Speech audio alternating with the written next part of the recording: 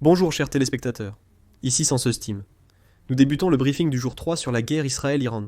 L'armée israélienne a attaqué des installations nucléaires, des agences de renseignement et des bases militaires à Téhéran lors d'une tentative d'attaque aérienne massive.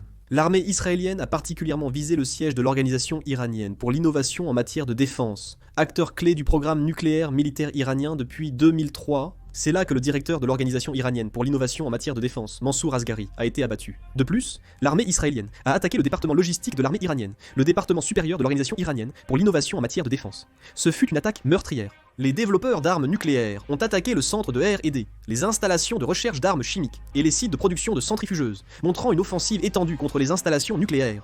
De plus, l'armée israélienne mène des frappes aériennes contre des institutions gouvernementales clés en Iran, tels que le ministère de la Justice, le quartier général de la Marine, les renseignements et le corps des gardiens de la révolution islamique, entravant ainsi le bon fonctionnement du gouvernement. Le Mossad israélien a grandement infiltré Téhéran et poursuit ses actes de sabotage, semant le chaos en Iran. Ils ont utilisé des camions remplis de drones kamikazes pour attaquer des institutions gouvernementales et des bases militaires importantes en Iran. Ils ont aussi fait sauter des canalisations d'eau potable, paralysant les infrastructures sociales. Ils persistent donc à semer le chaos. Si l'armée israélienne a pu réussir à ce point, c'est parce qu'elle a pratiquement neutralisé tous les hauts dirigeants et les systèmes de défense aérienne dès le début de la guerre. Comme Téhéran a été attaqué même en plein jour. On a pu voir des citoyens de Téhéran tenter de fuir la ville. De plus, l'armée israélienne a ciblé intensivement l'usine d'enrichissement de combustible de Fordo. Que se serait-il passé si cette usine n'avait pas été neutralisée ? Israël aurait probablement fait face à une menace majeure pour sa sécurité.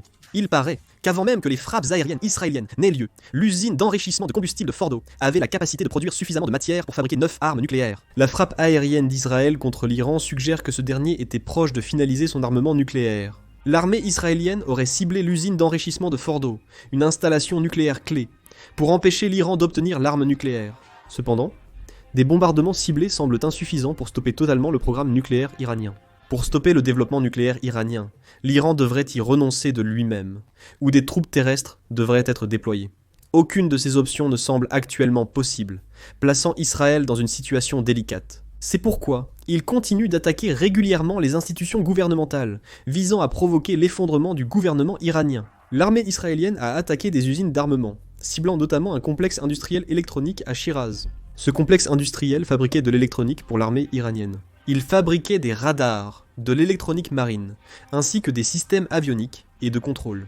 Le site était assez important pour être sanctionné par les États-Unis, mais l'armée israélienne l'a fortement bombardé lors d'un raid aérien. Et en même temps, ils ont également attaqué une usine voisine, qui produisait des missiles balistiques et des drones, montrant ainsi qu'ils poursuivaient leur offensive contre les usines d'armement. De plus, l'armée israélienne a continué à attaquer les infrastructures. Au nord-ouest de Téhéran, il y a un dépôt de pétrole. Ce dépôt possède 11 réservoirs de stockage, et ces 11 réservoirs contiennent seulement 3 jours de réserve de carburant. Mais c'est ce dépôt de pétrole qui a été attaqué.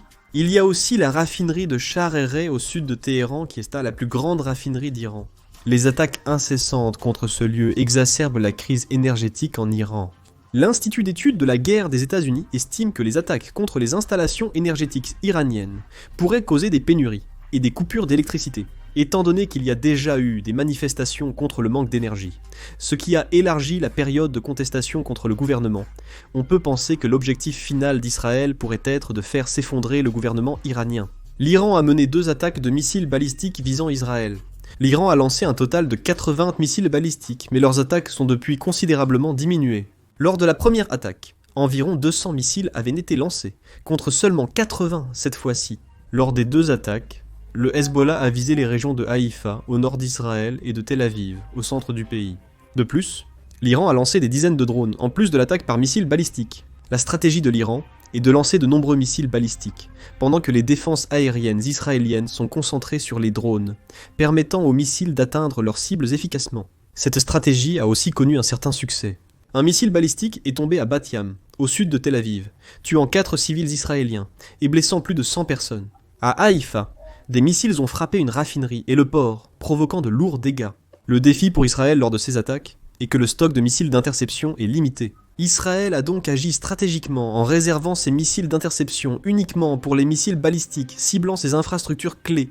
Et Israël continue de neutraliser et de détruire les rampes de lancement de missiles pour empêcher l'Iran de lancer ses missiles balistiques. Actuellement, Israël contrôle l'espace aérien de l'ouest de l'Iran, lui permettant de localiser et détruire les rampes de lancement de missiles de cette région. Il continue également d'attaquer les dépôts de missiles.